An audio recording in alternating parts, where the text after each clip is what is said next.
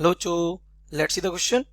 Assume that the de Broglie wave associated with an electron can form a standing wave between the atoms arranged in one-dimensional array with nodes at each of the atomic site. यानी हर atom site पे क्या है? एक node है. It is found that one such standing wave is formed if the distance d between the atoms of the array is 2 angstrom. A similar standing wave is again formed if d is increased to 2.5 angstrom. But not for any intermediate value of D.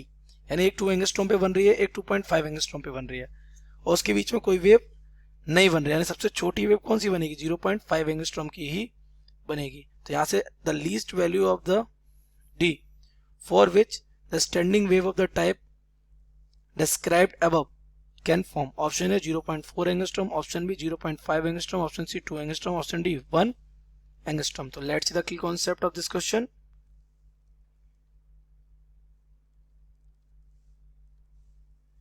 The de Broglie wave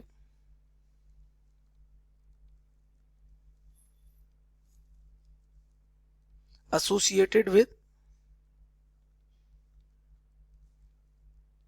a particle moving with velocity, कितनी velocity से move कर रहा है? v. तो इसकी जो आप wavelength होती है, it's de Broglie wavelength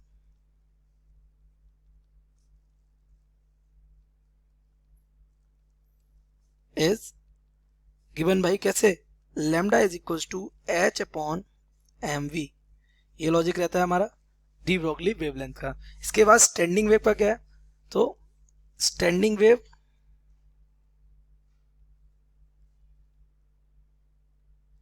having nodes at its ends. देखिए ये कब बनती है? जैसे ये आपको पता है ये एक स्ट्रिंग है, ये एक स्ट्रिंग है और ये स्ट्रिंग कैसी है? आपस में दोनों साइड से कैसी है? फिक्स्ड है. तो इसमें जो स्टैंडिंग वेव बनेगी वो ऐसी बनेगी कुछ ये. लेकिन सबसे छोटी लीस्ट स्टैंडिंग वेव वो हमारी बन सकती है कितनी? ये वाली. आपको पता है ये कंप्लीट वेव है जिसकी लेंथ कितनी होती है? लैम्डा. तो ये सिंगल कितनी होती है? लैम्डा बाई 2 होती है. अब वो कह रहा है यही इसी वाली कंडीशन को वो बता रहा है कि इसमें दो एटम्स, तो मतलब एक एटम ये, एक एटम ये, इन दोनों एटम नंबर 1 और एटम नंबर 2 दोनों के बीच में क्या बन रही? स्टैंडिंग वेव बन रही है. और यहाँ भी क्या बन रहा है? नोड. और यहाँ भी क्या बन रहा है? नोड. नोड क्या होता है? ये जो आपका जीरो एम्पलीट्यूड वाला सेक्शन होता है इसे नोड कहते हैं, और ये मैक्सिमम वाला जो सेक्शन होता है इसे क्या बोलते हैं? इसे बोलते हैं एंटी नोड. ओके, तो यहाँ पे नोड बनेगा. और सबसे छोटी वेवलेंथ आपसे पूछिए तो ये दिस इज द सबसे छोटी वाली वेव जो इन दोनों के बीच में बन सकती है. अब वो क्या कह रहा है?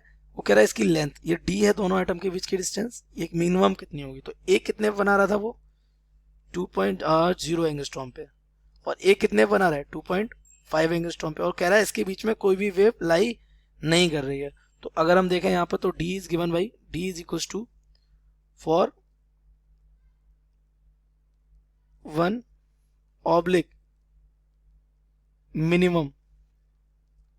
तो किसके लिए d इक्वल कितना हो जाएगा? 2.5 माइनस का 2, दैट मीन्स कितना? 0.5 ऑफ एंगस्ट्रॉम. तो ये क्या हो जाएगा आपका? d मिन हो जाएगा, क्योंकि ये सबसे लीस्ट है, इनके बीच में कोई और वेव आई नहीं, तो छोटी वेव हो ही नहीं सकती, क्योंकि वो क्वेश्चन में खुद ही बोल रहा है क्या कि जब 2 एंगस्ट्रॉम से 2.5 angstrom, but not for any intermediate value of D. बीच की किसी वैल्यू के लिए कोई वेव वहां पर लाई नहीं करती. तो हमारा ऑप्शन बी क्या हो जाएगा? Correct, 0.5 angstrom. So correct option B. I hope you have understood it well. Best of luck.